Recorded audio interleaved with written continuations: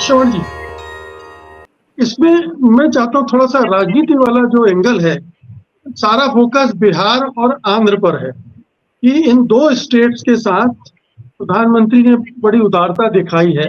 जाहिर है कि दोनों के सहयोग से ही वो चल पा रहे हैं, और एक भी अगर हटा तो सरकार गिर जाएगी।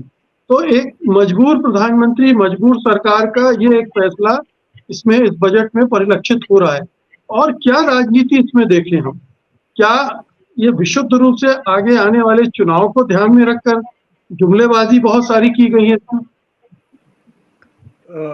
मुकेश जी, मैं इसमें कोई बुद्धिमानी की राजनीति भी नहीं देख रहा हूं और मैं इसमें कोई इकोनॉमिक्स भी नहीं देख रहा हूं। मैं क्या देख रहा हूं,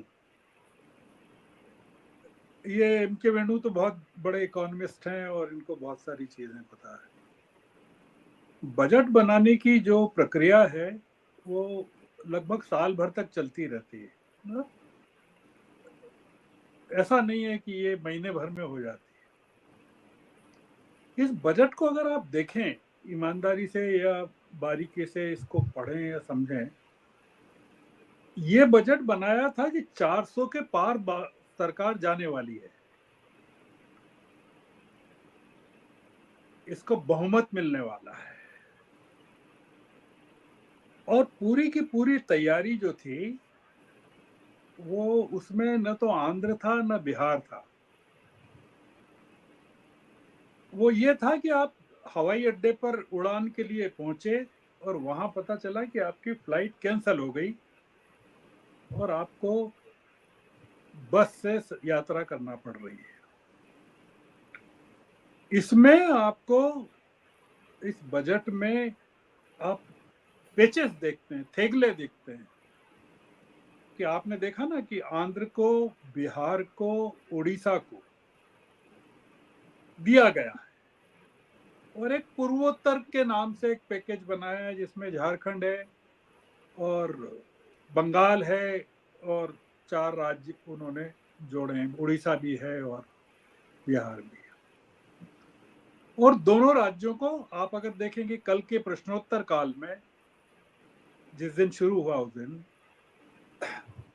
बिहार के स्पेशल पैकेज पर एक सवाल पूछा जाता है कि बिहार ने स्पेशल पैकेज मांगा है, उसके बारे में क्या हुआ, और जवाब ये मिलता है कि कोई स्पेशल पैकेज नहीं दे रहे, कोई स्पेशल पैकेज का प्रोविजन नहीं। और उस पर बड़ी बहस हो जाती है कि अरे देखिए, बहुत ही बोल्ड सरकार है और कोई स्पेशल पैकेज नहीं दे रही है बिहार को भी और आंध्र को। आप देख रहे हैं कि इसमें बिहार के लिए भी पैकेज है छुपा हुआ, आंध्र के अमरावती कैपिटल के लिए 15,000 करोड़ रुपए का है। और जो अरुण कुमार जी ने बताया कि बजट के प्रोविजन के अलावा अलग तरीके से जो प्रोविजंस हैं वो प्रोविजंस किए गए हैं। इसमें कोई राजनीति नहीं है। बिहार का चुनाव अगले साल के आखिर में है, आंध्र में कोई चुनाव नहीं है।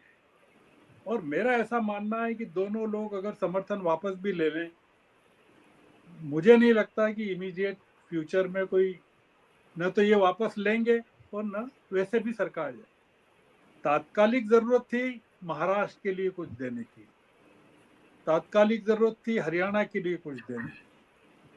तो इसमें इलेक्शन का कुछ नहीं है जो आप देख रहे हैं या ढूंढ रहे हैं। दूसरा, आपने भूमिका में ये कहा, इसमें अदानी अंबानी के लिए भी कुछ नहीं है। सरकार इतनी डरी हुई है कि सरकार डर गई। उसने अदानी अंबानी के लिए अगर कुछ आप मानते हो तो जो कारपोरेट टैक्स है, जो विदेशी कंपनियां इन्वेस्ट करेंगी उनके लिए कारपोरेट टैक्स में 5% की कमी की है।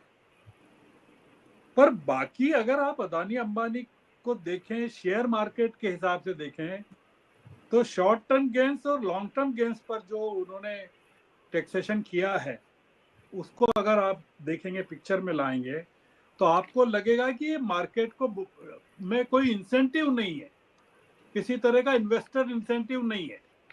डिस्करेज किया है मार्केट को।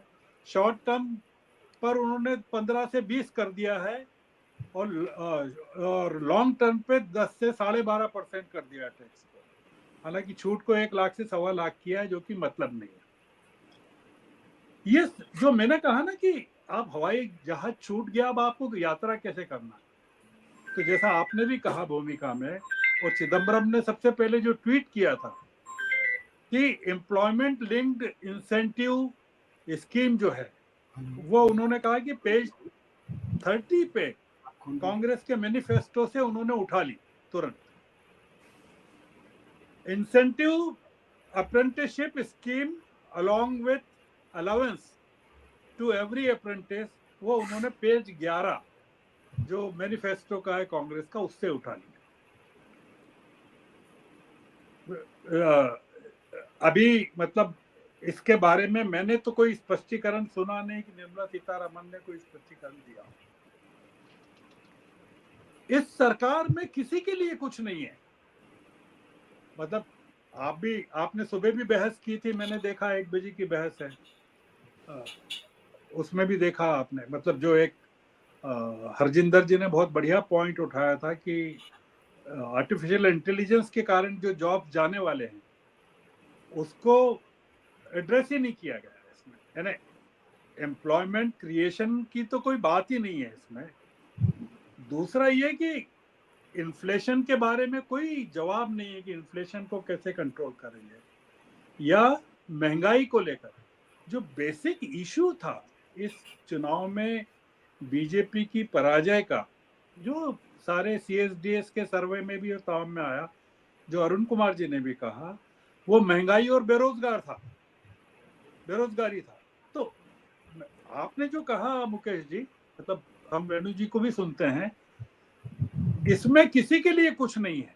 ये एक जो सर्वाइवल का बजट है कि आपको कैसे सरवाइव करना है इस संसद के सत्र को, और आगे कैसे अपने दिनों को धक्का देना है। इसमें जो असली बजट इन्होंने बनाया था वो तो बनाया था 400 पार वाला, और उसका किसी को पता नहीं चलेगा कि वो बजट क्या था। और ये बजट जो है, इसमें उन्होंने ये दिखाने की कोशिश की है, जो एलोकेशंस के जरिए हेल्थ में कुछ नहीं, जो अरुण कुमार जी ने भी कहा, इन्फ्लेशन को अगर काउंट करें तो एजुकेशन के लिए कुछ नहीं है, इंडस्ट्री के लिए कुछ नहीं है, किसी के लिए कुछ नहीं है, जॉब्स के लिए कुछ नहीं है। अब ये सरकार, मेरा ऐसा मानना है, इस बजट के चलते तो चारों राज्यों में हारने वाली है।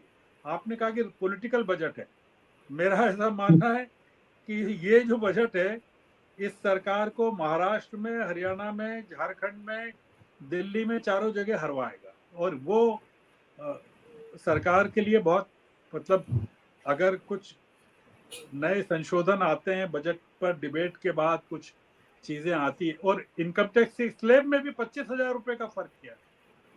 आप जो देखिए कि उससे जो सैलरीड पीपुल हैं उनको क्या दिया आपने, जो स्टैंडर्ड डिडक्शन है वो 50,000 से 75,000 कर दिया। तो इसलिए इसमें वो एक अलग मुद्दा है कि कुल टैक्स देने वाली 2 करोड़ लोग हैं देश में, 2-2.25 करोड़ लोग हैं, इसलिए वो भी कोई मतलब नहीं है।